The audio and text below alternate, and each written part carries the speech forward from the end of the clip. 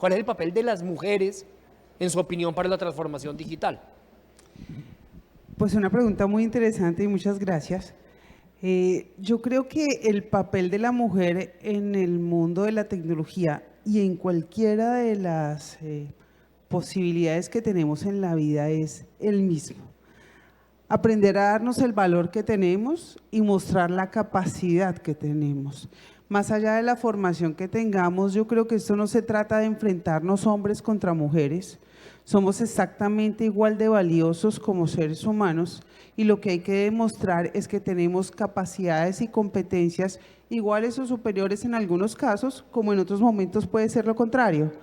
Pero el reto es demostrarnos más que una sociedad a nosotras mismas de lo que somos capaces de hacer y hasta dónde somos capaces de llegar. Tengo el placer de dirigir Accede desde hace 5 años y desde hace 5 años creamos un departamento de investigación, desarrollo, innovación y diferenciación que es único en el mercado colombiano. Es único en este país en donde es tan difícil que el colombiano le apueste a la innovación colombiana. Tenemos soluciones súper lindas en todos los temas de transformación digital, soluciones de biometría, de inteligencia artificial, de Internet de las cosas, yo creo que el reto más importante que tenemos en la sociedad como mujeres o como hombres y en la sociedad colombiana es demostrarle a los demás que nuestros productos son mejores o incluso superiores que los que se puedan traer del extranjero. Y creo que el principal reto es ese, no apostarle a que competimos con hombres, es apostarle a que competimos con nosotras mismas y hacer las cosas diferentes, y una palabra que tú mencionaste que me encanta y es apasionadas por lo que hacemos. Siempre con pasión hacer lo que hacemos. Desde esa pasión y desde esa especialización quiero enganchar el mismo tema en un mundo, digamos, parcialmente distinto, que es el mundo de las microfinanzas. Acá hoy nos acompaña Ángela María Panqueva. Ángela María es la directora de Equidad e Inclusión de Bancamía. Bancamía es un banco en un país en donde cada vez hay más bancos, pero es un banco muy singular porque es el primer banco en Colombia especializado puntualmente en microfinanzas. Entonces acá estamos hablando de 3 temas: de las microfinanzas, de la transformación digital y del papel de la mujer. Esos 3 temas, ¿cómo se juntan, cómo interactúan en Bancamía?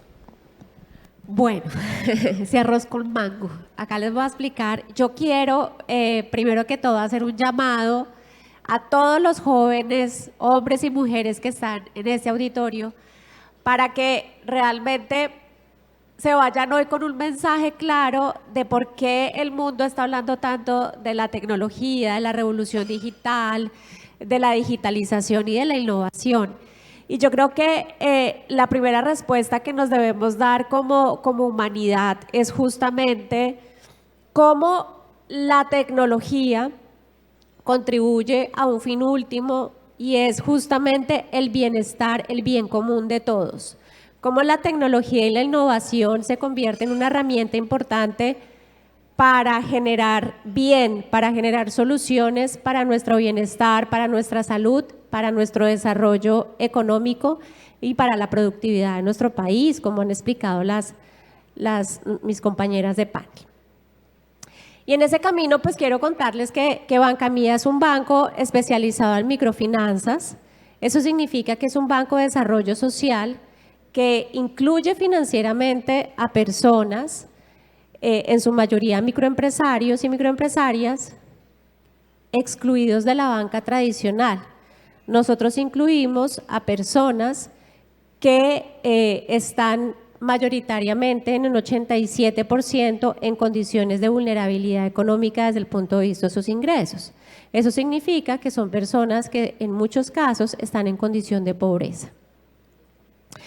Y les hablo de esas condiciones porque justamente uno dice, pero pues entonces ¿cómo un banco atiende a personas que están en esa condición? Y es que justamente está comprobado que la inclusión a productos y servicios financieros contribuye a sobrepasar esa línea de pobreza cuando las personas tienen una actividad económica productiva, porque justamente ese acceso a los recursos hace que las personas puedan ampliar sus negocios, generar una mayor productividad y con eso favorecer la educación, el acceso a la salud, el acceso a cosas tan sencillas como los servicios básicos domiciliarios. La pregunta que tú me haces pues tiene mucho sentido y les puedo dar algunos ejemplos prácticos y concretos de lo que hace el banco a través de su transformación digital. Cuando hablamos, por ejemplo, en el caso de las mujeres, nuestras mujeres son las que más llegan a la entidad en condición de pobreza, en un 89% en condición de vulnerabilidad económica. Ellas solamente el 35% tienen educación primaria a lo sumo, quiere decir que solamente han cursado la primaria. Entonces uno se pregunta, ¿cómo hace una entidad financiera para llegar con smartphones o para llegar con ciertos productos y servicios que requieren un grado de educación mucho más alto? Y ese es justamente el mensaje que yo les quiero transmitir hoy a ustedes, que son la fuerza joven de nuestro país. Y es que realmente la innovación y la tecnología debe ir ligada a resolver necesidades puntuales de la sociedad, porque finalmente ese es el fin, ese es el verdadero fin de todo esto. Entonces les voy a contar dos ejemplos puntuales. El primero es que devolvámonos al año 2020, época de la pandemia, donde, como ustedes pudieron vivir acá en Barranquilla y se vivió en muchas ciudades del país, la pobreza llegó a un nivel de casi el 45% en el total de la población. Nosotros a partir de ese momento nunca suspendimos la operación y ya teníamos desarrollada una app. Una app es la billetera con la que, digamos, se funciona hoy en día las transacciones digitales. Pero lo que nosotros hacíamos en ese momento era llevar lo mejor de nosotros, que es la banca relacional, que son esos ejecutivos y ejecutivas que la dan toda justamente por hacer inclusión financiera en territorios escondidos, no en ciudades principales, en zonas rurales, en zonas muchas veces pues donde su acceso es difícil. Y a través de esa app nosotros abríamos la cuenta de las personas in situ a través de la tecnología que les permitía justamente tener una tablet con ese score para que pudiera leer todos los datos de esa persona. Y a partir de ahí, esa persona no solamente ingresaba a la banca por primera vez, sino además de eso se le daba visibilidad. Porque muchas de esas personas que en su momento estaban teniendo acceso a esos subsidios eran personas que eran invisibles al sistema financiero. Entonces hacíamos visible lo invisible. Y fuera de eso, evangelizábamos o capacitábamos digitalmente a una persona que por primera vez entraba al sistema financiero y entraba de una vez al sistema y a la digitalización. Entonces era como una labor maratónica de ver lo que estábamos haciendo. Les estábamos entregando algo para su subsistencia, los estábamos incluyendo y los estábamos capacitando. Ese como un ejemplo, digamos, que fue real y que fue evidente. Y otro ejemplo que a mí me encanta decir es el ejemplo de Transfilla, y es que nosotros, como atendemos microempresarios y microempresarias, ustedes hoy en día saben que es muy útil decir, tengo Nequi, tengo ahí plata, págame por acá, cada día usamos menos el efectivo.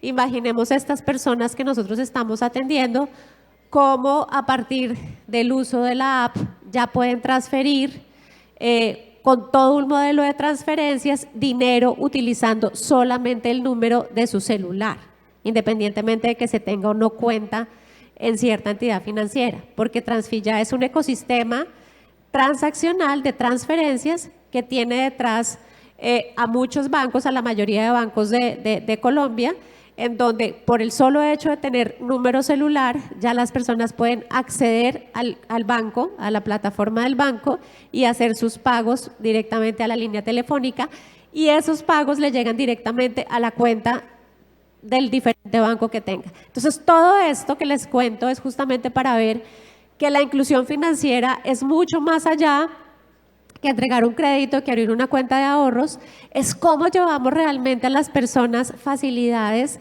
para educarse financieramente y educarse a la digitalización, que en el futuro será la que nos va a dar la ciudadanía. Bien, y ahí quiero recoger una frase que hacía Ángela María y es: la tecnología debe ser para cambiar las condiciones reales, materiales de vida de la gente. Y lo digo para pasar a la pregunta que le quiero hacer a Stephanie Plata. Ya lo decíamos, Stephanie es la directora de política pública de Uber en Colombia. A través de plataformas como Uber, cerca de 100.000 personas trabajan. ¿Por qué no nos cuenta un poco cómo desde la tecnología en las plataformas de movilidad, o en el caso puntual de Uber, cómo esa tecnología está siendo medio para que pase eso que dice Ángela María, y es que otras personas puedan vivir mejor, puedan cambiar sus condiciones de vida? Listo. Bueno, primero que todo saludo a mis compañeras de panel, mujeres muy talentosas, y como lo mencionaba alguna de ellas, me alegra ver tantas personas jóvenes en este auditorio. La pregunta de José es muy pertinente. Claramente cuando uno piensa en Uber, piensa en tecnología inmediatamente. Yo no tendría que entrar a explicar por qué Uber es una empresa tecnológica. Pero más allá de eso, una de las cosas que nos mueve día a día en Uber es lograr que más personas puedan percibir ganancias a través del app. ¿Y cómo lo hacemos? A través de la flexibilidad. La flexibilidad es el corazón de la app de Uber. Las personas que perciben ganancias a través de la app tienen la autonomía de definir a qué horas conectarse, cuándo conectarse, cuántas horas conectarse. Y en este escenario en el que estamos hablando, principalmente para las mujeres, pues se convirtió en una gran herramienta para las mujeres para percibir ganancias, porque derriba muchas de las barreras que existen en los trabajos tradicionales, en los que no pueden equilibrar las responsabilidades que tienen de cuidado con los hijos, de estudio, con una manera de percibir ganancias. Y acá lo pueden hacer simplemente teniendo un celular, y con un solo clic pueden decidir en qué momento se conectan y cómo se conectan. Entonces yo creo que a través de la tecnología Uber ha logrado permitirle a muchas personas percibir ganancias adicionales, o que sea su medio principal para percibir ganancias, a un solo clic. Bien, y por favor, no vaya a entregar el micrófono porque la siguiente pregunta es obligada para Stephanie. Y justamente quiero que pasemos a un capítulo que es el capítulo regulatorio. Dicen que la tecnología avanza a paso de cohete y la regulación, las normas que rigen una sociedad, van a paso de tortuga. Y quiero pedirle a cada uno de ustedes, y vamos de allá para acá, que en un minuto nos cuenten cuáles son los principales retos regulatorios que vemos para esa evolución digital que se impulsa desde cada una de sus empresas, y empezando en el caso de Uber, en donde, pues digamos, todos sabemos que hay una discusión bastante profunda. Ustedes cumplieron hace poco 10 años en el mercado colombiano. ¿Cómo están viendo sus necesidades en términos de regulación? Bueno, esa es una pregunta muy importante que José y yo vivimos a diario. Como lo mencionaba José, cumplimos hace unos días 10 años de estar en Colombia y seguimos teniendo una deuda como país en el tema de regulación. No existe hoy en día una regulación para las plataformas de movilidad. Y es por eso, porque la tecnología avanza mucho más rápido de lo que puede avanzar una regulación o una ley, porque el entendimiento jurídico es mucho más difícil frente a temas tecnológicos. Sin embargo, recientemente hubo una decisión de la Corte Suprema de Justicia que, más allá de los tecnicismos jurídicos, decía un poco a los reguladores, les decía: cuando se enfrenten a economías colaborativas, que es lo que hacen las plataformas de movilidad, ser economías de colaboración entre distintos puntos de las cadenas, tienen que tener en cuenta que no se vuelva la regulación una brecha para la tecnología. Se tiene que entender desde el punto de vista de los reguladores qué es necesario realmente regular y hasta dónde se puede regular para que la regulación no se convierta en una talanquera a la innovación. Bien, y esa misma pregunta, perdón Isa, esa misma pregunta para Liliana, desde la visión de Accede, ¿cómo estamos en términos de regulación y qué nos hace falta? Nos hace falta muchísimo, porque realmente no existe regulación en términos de tecnología para ninguna de las empresas. Hoy existe una capacidad de, llamémosla, economía digital, que la mencionaba Stephanie hace un segundo y también la mencionaba Isabel al comienzo, cuando estamos prestando servicios fuera del país e incluso en zonas rurales del país. Y tenemos un gran reto, y es que como compañías que trascendemos la frontera, permanentemente estamos evolucionando en soluciones y entregando innovación, que si no es lo posible, como lo decía en mi primera intervención, entregarla de manera local en Colombia por la falta de creencia en nosotros mismos, en que nuestra innovación y nuestro desarrollo puede llegar a ser mucho más impactante que el del extranjero, cuando lo que queremos llevar al extranjero, el tema impositivo no está regulado. Y entonces aparece que cada país nos quiere cobrar un impuesto distinto o cada región un impuesto distinto, o la falta de regulación empieza a detener los niveles de innovación que cada empresa pueda desarrollar. Y justamente eso es lo que no puede pasar cuando estamos hablando de impuestos y de regulación tributaria. Bien, Ángela María Panqueva, desde la visión de Banca Mía, desde el mundo de las microfinanzas, de la inclusión financiera, necesidades en términos regulatorios. Pues yo creo que en el sistema financiero nosotros somos uno de los países, al contrario, digamos, pioneros en temas regulatorios para favorecer la inclusión financiera. Pero a mí me parece importante llamar la atención que cuando hablamos de tecnología o digitalización como tal en el sector financiero y microfinanciero, es súper importante hablar del ecosistema de confianza que tiene que existir tanto en el usuario digital como en las entidades que están generando estos servicios. Porque desafortunadamente estamos en un país falto de confianza en el uso de dispositivos y de herramientas porque no nos digamos mentiras, hecho el servicio, hecha la trampa. Entonces, ¿cuántos de los que estamos acá de pronto también hemos sido víctimas de fraudes o de malas experiencias con el uso de plataformas o de servicios digitales? Entonces, yo creo que lo primero que sí debe tener la regulación y todos como ecosistema digital y como ecosistema que crece es empezar a trabajar en la confianza de poblaciones, y las poblaciones no solamente somos ustedes los jóvenes que prácticamente nacieron con el celular en la mano, sino pensarnos de verdad como país y como ecosistema, cómo incluimos a las personas mayores adultas, a la economía plateada, que son personas que de pronto tienen ingresos pero que les cuesta acceder a la digitalización o a herramientas justamente por un tema de confianza, por un tema de apropiación. Y pensémonos también entonces qué está pasando en sitios donde todavía no hay conectividad. En América Latina el 32% de la población no está conectada. Eso es un montón de gente pues en una región de desarrollo medio como vamos nosotros, y es ahí donde yo creo que está el mayor reto de la regulación en la generación de confianza. Bien, Cindy Ordóñez, desde el mundo de los videojuegos, ¿qué podemos hacer regulatoriamente para que Colombia sea un país más fértil, más propicio para la industria de los videojuegos? Partamos de que hay que reconocerlo como un propio sector. Los videojuegos, infortunadamente, no tienen su propio reconocimiento. ¿Eso qué quiere decir?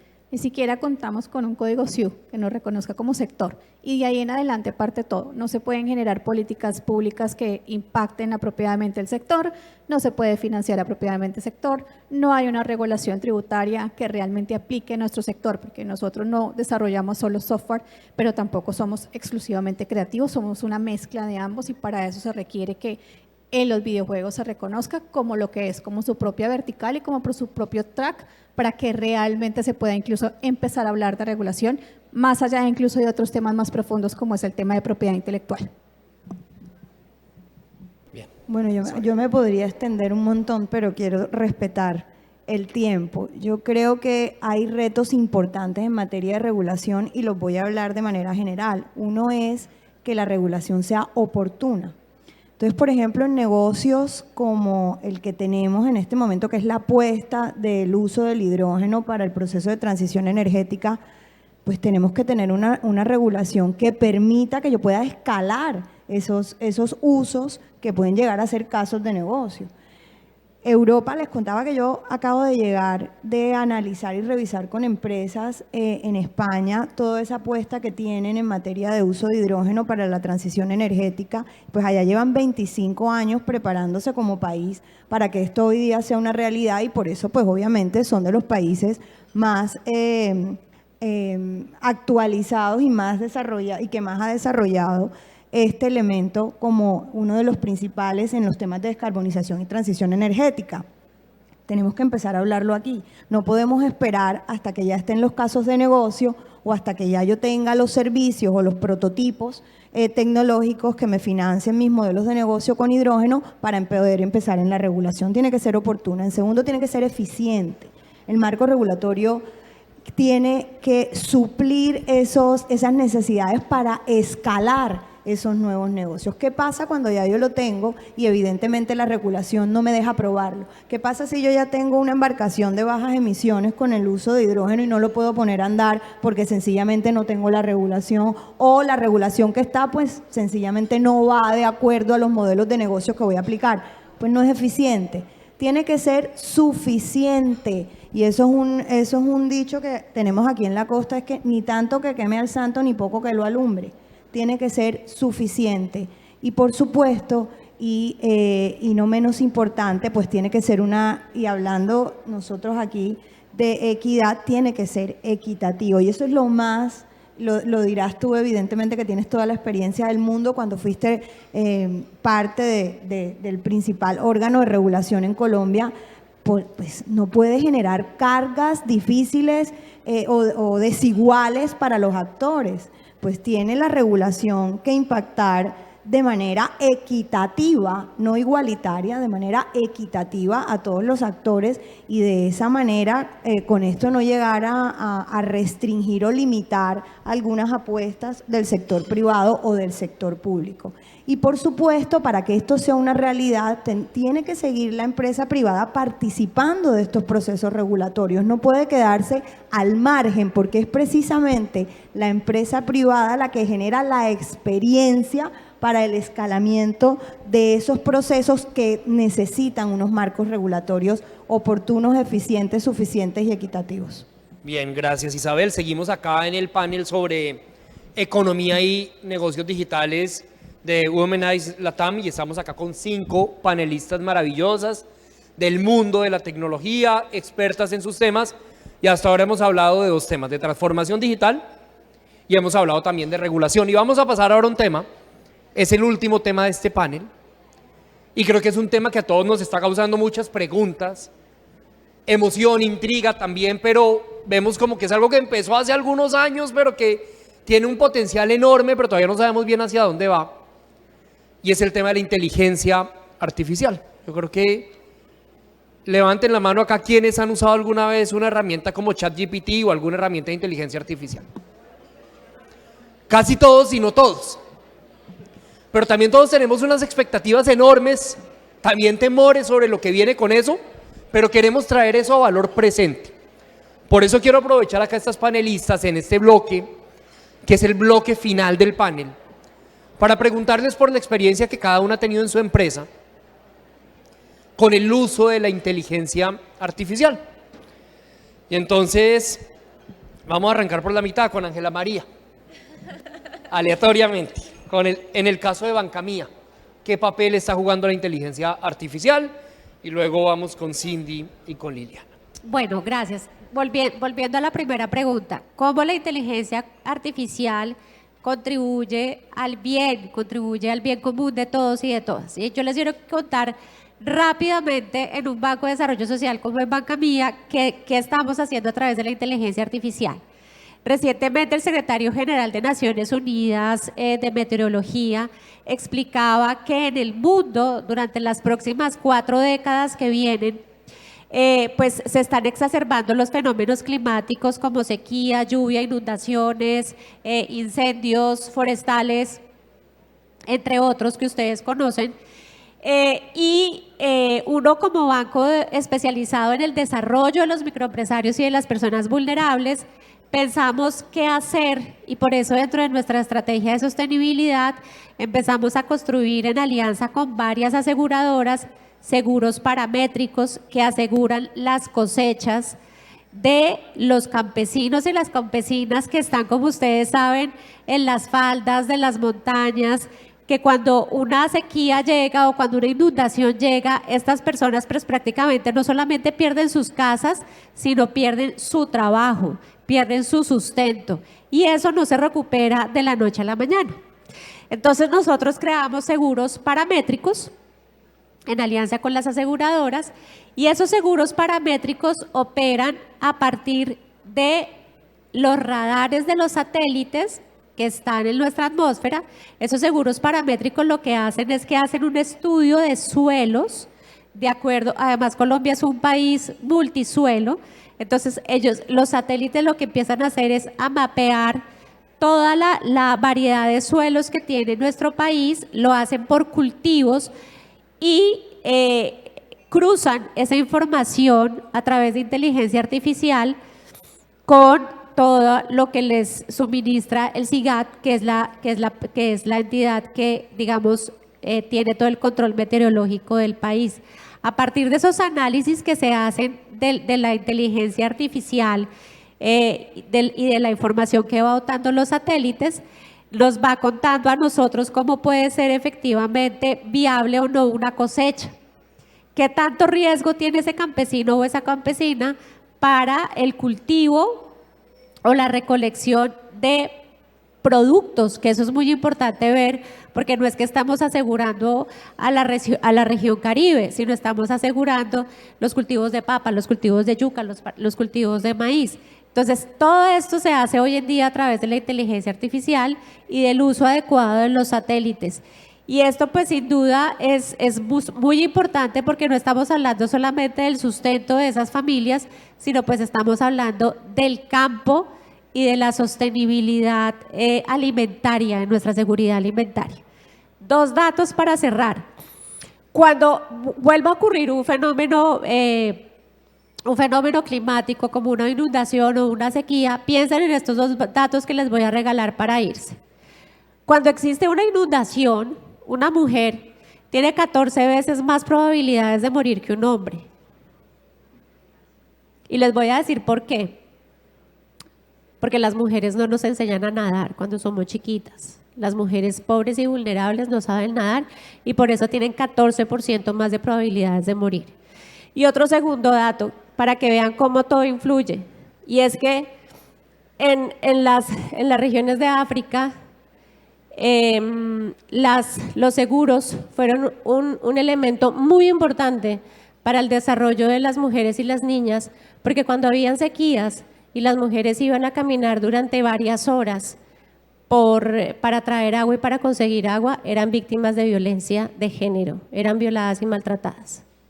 Entonces piensen que los datos que les acabo de dar si se dan cuenta cómo se hila todo, cómo esa tecnología satelital, esa inteligencia artificial, ese seguro está protegiendo no solamente una cosecha, la productividad, sino también la vida, la honra y la dignidad de las mujeres.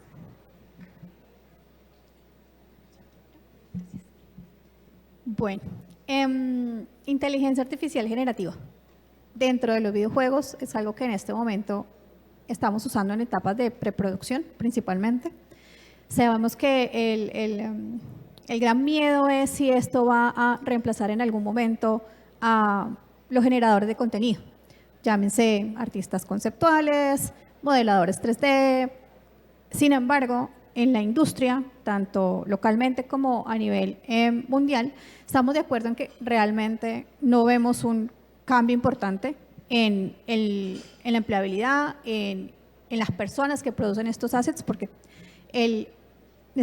aún creemos que la parte creativa va a ser clave dentro de este desarrollo. El AI no ha sido algo ajeno a los videojuegos.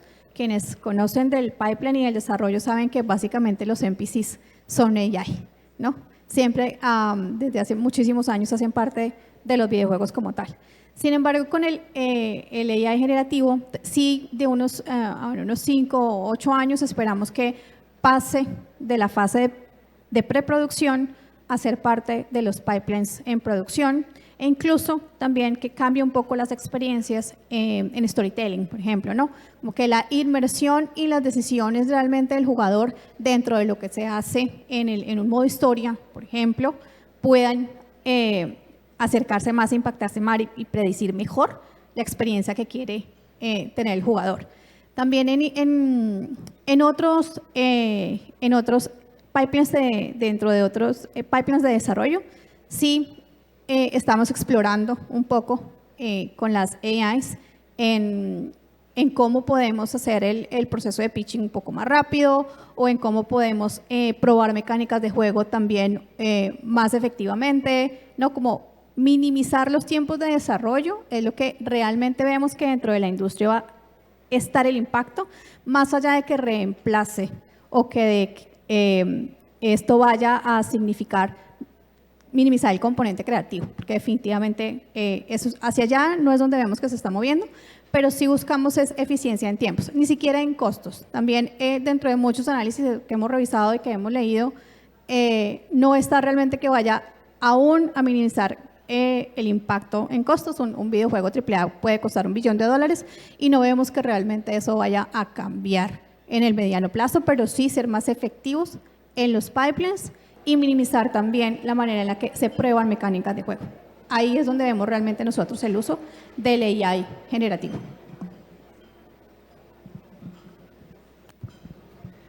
Gracias. Pues yo creo que tengo la fortuna de pertenecer al sector más incluyente cuando hablamos de inteligencia artificial. Y es que justamente desde las compañías de tecnología, lo que hacemos no es desarrollar tecnología. Lo que hacemos es escuchar los dolores de Banca Mía, de la empresa de juegos, de Ecopetrol, de Uber, y llevarlos a una solución tecnológica en la que aplicamos inteligencia artificial para dar un mejor cubrimiento y una mejor solución. Ángela mencionaba en su primera intervención que uno de los grandes retos que tenía Banca Mía era la inclusión en la pirámide poblacional de esas personas que están en el top de la pirámide, que por su edad, nuestros padres, los de las panelistas, deben ser incluidos, pues les va a costar trabajo utilizar un iPad o abrir una cámara para poder ser reconocidos. O cuando estamos hablando de una bolsa social menos favorecida en términos de estudio, cómo podemos llegarlos e incluirlos a ellos. Ese es el gran reto que nosotros tenemos como compañía de tecnología.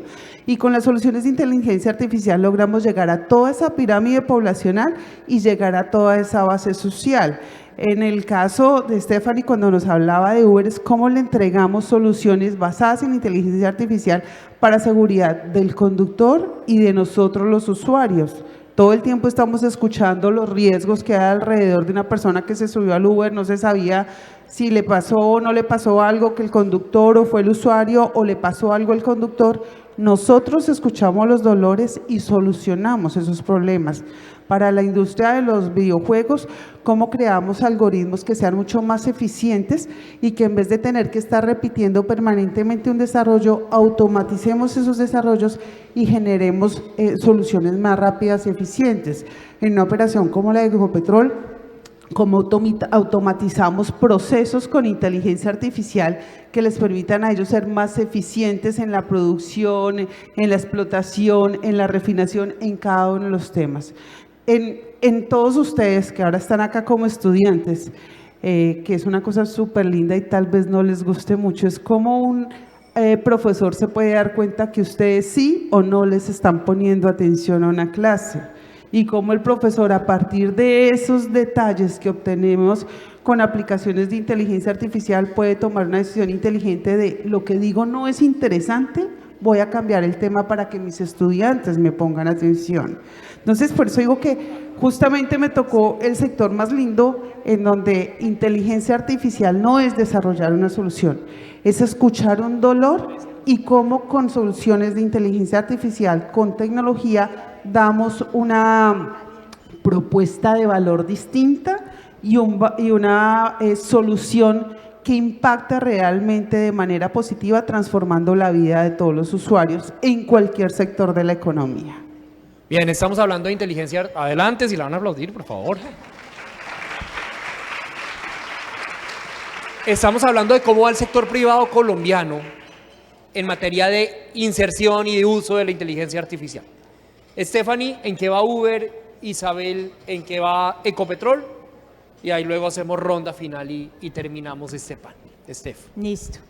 Bueno, yo creo que acá ha quedado claro que inteligencia artificial es más que ChatGPT para que hagan las tareas que les mandan cuando estudian.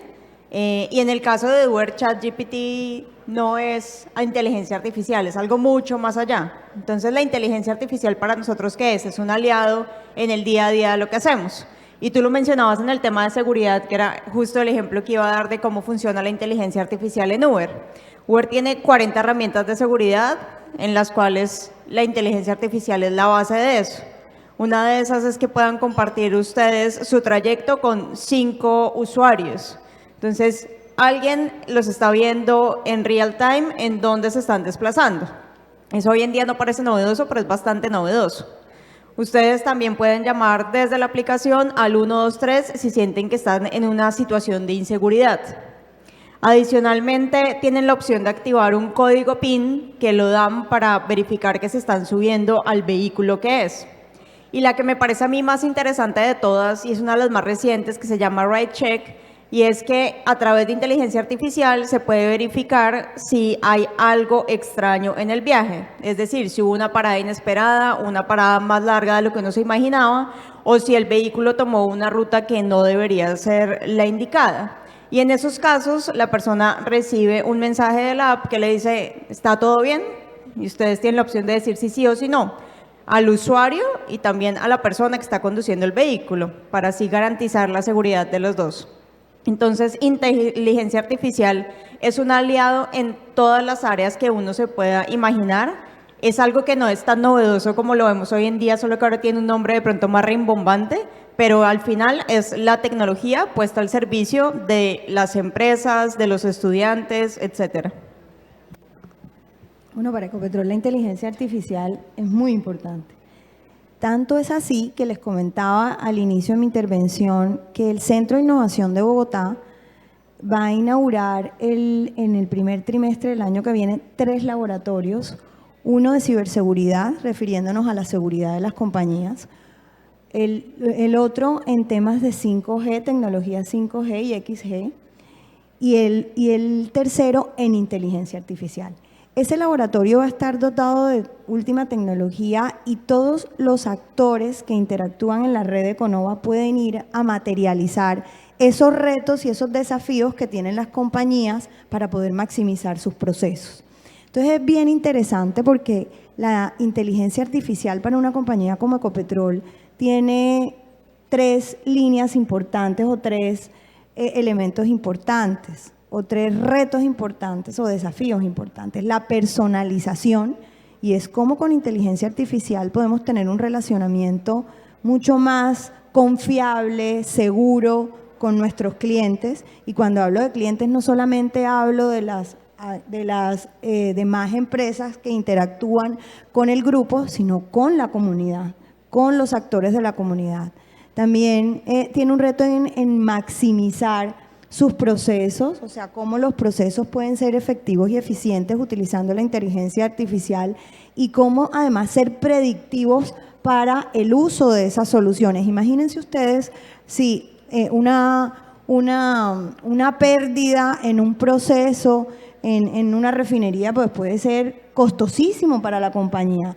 Con inteligencia artificial, con ese análisis de la data, estamos logrando anticiparnos a esas soluciones o decisiones que tenemos que tener en el negocio, que lo que van a hacer es que nos reducen costos, nos reducen riesgos y nos aumentan, por supuesto, la rentabilidad. Está estadísticamente comprobado que el 60% de las compañías que utilizan inteligencia artificial al interior de los negocios se aumentan el 10% de sus ingresos. Esto queda claro que la inteligencia artificial es un elemento importante que en su uso, pues evidentemente va a maximizar los beneficios de la compañía y de los clientes al final, y en este caso para la iguana, pues de los ciudadanos colombianos. Pero esto es posible si se acompaña el uso de cualquier tecnología y sobre todo de inteligencia artificial para que pueda ser efectiva. Se tiene que acompañar de una estrategia de cultura en ciencia, tecnología e innovación. Nada de esto se puede hacer si no hay apropiación de las tecnologías. Y es por eso que al interior del grupo también se está realizando toda una estrategia de cultura CT+I que está yendo hacia afuera y hacia adentro y que lo que permite es apropiar el uso de esta tecnología para que se pueda hacer correctamente y no, como lo dice mi compañera de panel, que simplemente se utilice para ciertas cosas que al final no se traducen en nada importante, que queda siendo inocua la aplicación de la tecnología. Entonces, es muy importante el uso de estas nuevas tecnologías, pero también es muy importante la apropiación, la formación y la capacitación en el uso de esas nuevas tecnologías y sobre todo para una compañía como esta, una compañía porque tiene 135.000 empleados y que es la compañía de todos los colombianos. Bien, y vamos a cerrar este panel con una pregunta que es casi personal para nuestras 5 panelistas. Yo creo que acá casi que olvidemos a las empresas que representamos y quiero es apelar al corazón y a la historia de vida de cada una de ustedes. Acá hay un número muy importante de mujeres, también algunos hombres, estudiantes de pregrado, de formación técnica, de formación tecnológica. Y quiero que les hablemos a ellos desde sus carreras. Cómo acercarse al mundo de la tecnología, cómo hacer carrera en el mundo de la tecnología, cómo superar barreras que ustedes en algún momento enfrentaron, que en ese mensaje final, que es un mensaje más tal vez de recapitulación de esta historia de vida y ese proyecto de vida que ustedes han perseguido, ¿qué lecciones se han encontrado en el camino? Stephanie. Bueno, yo lo primero que diría es que no toca tenerle miedo a la tecnología, que la tecnología ya más para ustedes es el presente y ya no es algo del futuro, es algo que está hoy en día.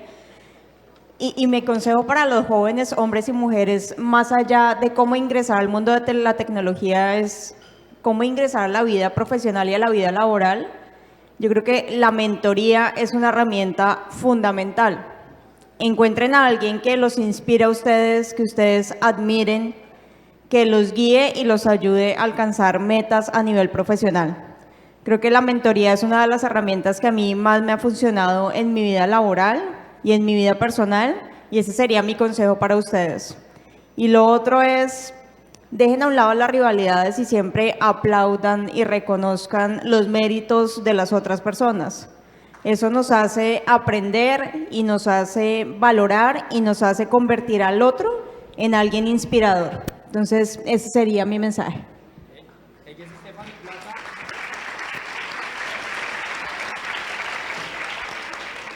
Nos habló Stephanie Plata, gerente de política pública de Uber en Colombia. Liliana. Bueno, definitivamente ustedes nacieron con una ventaja que nosotras no, y ustedes ya tienen el chip implantado. Eso quiere decir que para ustedes la tecnología es parte de sus vidas y lo único que tienen que hacer es, hoy las redes sociales son parte de su vida diaria, hagan parte de las comunidades. No hagan solamente parte de las comunidades de amigos y el concierto o lo que está de moda. Hagan parte de las comunidades de enseñanza, que son muchísimas las que están disponibles hoy en todas las redes sociales. Y en esas comunidades de enseñanza van a encontrar muchos mentores que les van a guiar por lo que realmente les interesa. No, yo insisto, la tecnología no es un tema que está allá a un lado para quienes decidan ser ingenieros de sistemas. La tecnología hoy es parte de la vida de todos nosotros, independiente de qué decidamos hacer en la vida. Entonces, tengan claro qué quieren ser y hagan parte de esas comunidades que les van a enseñar cómo inteligentemente y positivamente van a usar la tecnología. Se van a encontrar en muchas ocasiones con estos personajes que les van a decir cómo usarla de manera negativa y para hacerle daño a otros. Seamos conscientes que a ninguno de nosotros nos gusta que nos hagan daño, vámonos por el lado positivo. La tecnología es tan buena o tan mala como cada uno de nosotros decida utilizarla, pero está en nuestra capacidad y en una cosa que jamás van a encontrar en la inteligencia artificial, y es en la ética, los valores y los sentimientos que como seres humanos siempre vamos a superar a todo lo demás.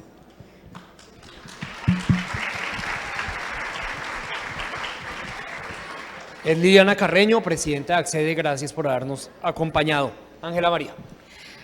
Bueno, vuelvo al principio de mi intervención y es el primer consejo que les doy a todos y a todas ustedes es que encuentren su propósito de vida. Cuando uno encuentra un propósito de vida, encuentra la chispa de la vida.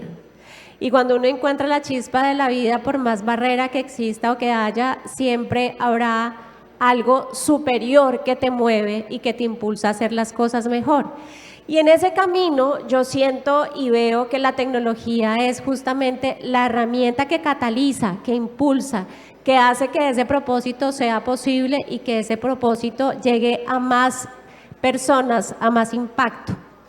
La tecnología no es un fin en sí mismo, la tecnología, insisto, es una herramienta que hace que las cosas pasen, que las cosas sucedan de mejor forma, de manera más rápida, y que seamos coherentes, porque algo que tiene, como lo expliqué, digamos, con el trabajo que hacemos actualmente en Banca Mía, es que si nosotros tenemos un propósito siempre es algo bueno, un propósito es algo que incluye, es algo que reconoce, es algo que dignifica. Entonces, en esa misma vía, pues debemos ver la tecnología, la digitalización, el desarrollo para un bien común, no para una destrucción común. Muchas gracias. Gracias, Ángela María Panqueva, directora de Equidad e Inclusión de Banca Mía, por acompañarnos. Bueno, el que esté en el día de hoy aquí, escuchando a 5 mujeres con mucha experiencia, pero de las que de pronto ustedes no habían escuchado hablar nunca, es un primer paso. Que se acerquen, que investiguen, que sean curiosas, que encuentren ahí, sin duda estoy muy de acuerdo en que el Start with Why, ¿no? Como empiecen con su propósito, el de que se unan a comunidades, no solamente desde el punto de vista tecnológico, hablo particularmente por el sector que amo y que represento, que son los videojuegos.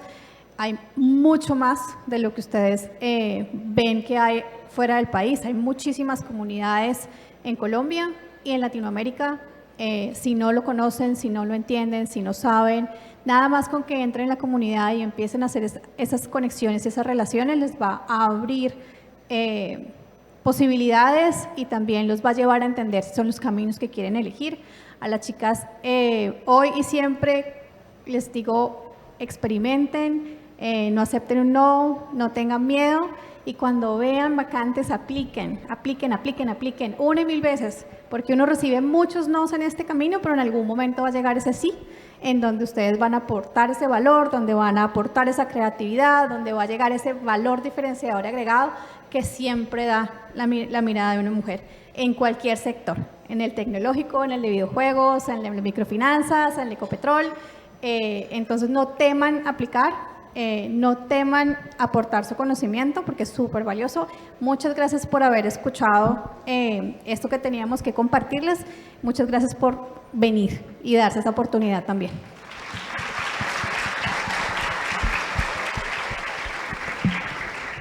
Cindy Ordóñez, CEO de TeraVision Games. Gracias por acompañarnos finalmente, Isabel. Yo 2 mensajes rápidos para complementar todo lo importante que han mencionado mis compañeras de panel. 1, la educación. La educación es como los zapatos y las carteras para las mujeres, nunca es suficiente. Y 2, atrévanse. Siempre atrévanse. Nunca, como lo decía mi compañera de panel, el miedo es una opción. Y atreverse siempre te va a garantizar un éxito. Porque cada vez que te caes y te levantas es un aprendizaje, no un fracaso. Muchísimas gracias. Ella es Isabel de Ávila, jefe de orquestación e innovación de Ecopetrol, al equipo de Women Eyes Latam, a a Patricia, a Sandra, a Gira, gracias por la invitación y a todas ustedes, todos ustedes por permitirnos compartir este rato. Muchas gracias.